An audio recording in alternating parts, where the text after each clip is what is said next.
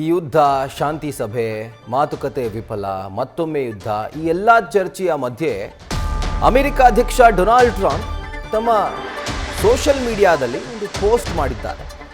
ತಾವೇ ಯೇಸು ಕ್ರಿಸ್ತನಂತೆ ಕಾಣಿಸುವಂತಹ ಒಂದು AI ಫೋಟೋವನ್ನು ಅವರು ಶೇರ್ ಮಾಡಿದ್ದಾರೆ. ಅದನ್ನು ತೋರಿಸ್ತೀವಿ. ತಮ್ಮ ಟ್ರೂತ್ ಸೋಷಿಯಲ್ ಮೀಡಿಯಾದಲ್ಲಿ ಈ ರೀತಿಯಾಗಿ ಡೊನಾಲ್ಡ್ ಟ್ರಂಪ್ ಪೋಸ್ಟ್ ಮಾಡ್ಕೊಳ್ತಾರೆ. ಯೇಸು ಕ್ರಿಸ್ತನಂತೆ ಬಟ್ಟೆ ಧರಿಸಿ ದಿವ್ಯ ಬೆಳಕಿನ ನಡುವೆ ನಿಂತ್ಕೊಂಡಿರುವಂತಹ ಫೋಟೋ ಇದೆ.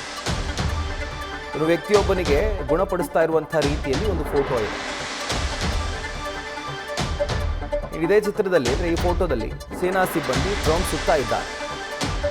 ಸೊ ಆತನನ್ನ ನೋಡಿಕೊಂಡು ಪ್ರಾರ್ಥನೆ ಮಾಡ್ತಿರೋರು ಕೂಡ ಸುತ್ತ ನಿಂತ್ಕೊಂಡಿದ್ದಾರೆ.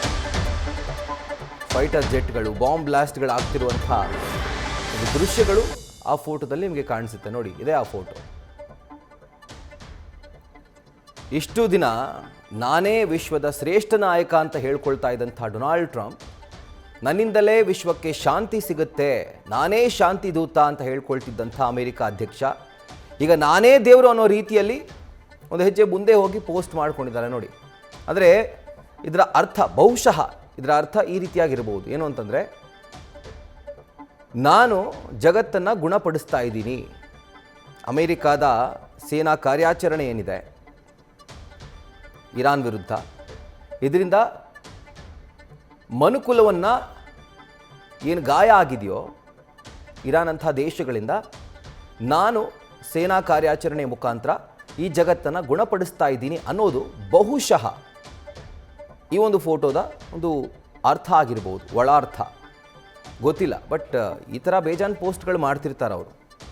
ಅವ್ರಿಗೆ ಫ್ರೀ ಇದ್ದಾಗೆಲ್ಲ, ಅಥವಾ ಅವ್ರಿಗೆ ಪೋಸ್ಟ್ ಮಾಡಬೇಕು ಅಂತ ಅನ್ನಿಸ್ದಾಗ, ಮಾಡಬಾರ್ದು ಅಂತ ಅನ್ನಿಸ್ದಾಗ ಎಲ್ಲ ಟೈಮ್ನಲ್ಲೂ ಪೋಸ್ಟ್ ಮಾಡ್ತಾರೆ, ವಿಚಿತ್ರವಾಗಿ.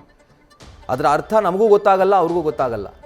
ಆ್ಯಂಡ್ ಈ ಫೋಟೋ ಕೂಡ ಅದಕ್ಕೆ ಹೊರತಾಗಿಲ್ಲ. ಈ ಫೋಟೋವನ್ನು ಹಾಕಿದ್ದಾರೆ. ಇದರ ಅರ್ಥ ಜನ ಏನು ಅರ್ಥ ಮಾಡಿಕೊಳ್ಬೇಕು? ಈ ಫೋಟೋ ಅರ್ಥ ಏನು? ಇವರೇ ದೇವರ ಅಥವಾ ದೇವ ರೂಪದಲ್ಲಿ ಬಂದಿರುವಂಥ ಮಾನವರ? ನೋಡಿ, ಯೇಸು ಕ್ರಿಸ್ತರ ಫೋಟೋವನ್ನೇ ಮಾರ್ಫ್ ಮಾಡಿ, ಅಂದರೆ AI ಮುಖಾಂತರ ಅದನ್ನು ಚೇಂಜ್ ಮಾಡಿ ತಾವೇ ಯೇಸು ಕ್ರಿಸ್ತ ಅಂತ ಆ ಬಿಲ್ಡಪ್ ಅಂತ ಹೇಳ್ತಾರಲ್ಲ, ಅದನ್ನು ತಗೊಳ್ಳೋದು ಒಂದು ಹೆಜ್ಜೆ, ಒಂದು ರೀತಿ ಅದು ಎಲ್ಲ ಲಿಮಿಟ್ಗಳನ್ನ ದಾಟಿರುವಂಥದ್ದು. ಸೊ ಅಂಥ ಫೋಟೋನ ಇವತ್ತು ತಮ್ಮ ಟ್ರೂತ್ ಸೋಷಿಯಲ್ ಮೀಡಿಯಾದಲ್ಲಿ ಅವರು ಪೋಸ್ಟ್ ಮಾಡ್ಕೊಂಡಿದ್ದಾರೆ. ನ್ಯೂಸ್ ಫಸ್ಟ್, ನಿರ್ಭೀತಿಯಿಂದ ನಿಮ್ಮ ಪರವಾಗಿ.